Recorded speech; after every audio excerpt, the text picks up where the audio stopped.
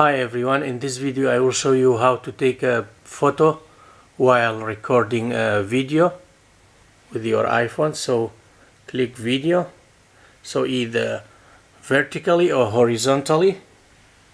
You just click video. Now as you can see is recording, so you click this tab here to take a picture while recording a video. Now picture recorded, another picture, and then stop the video,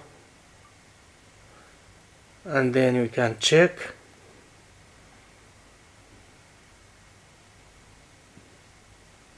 This is the video and this is the two pictures taken. Thanks for watching. Bye.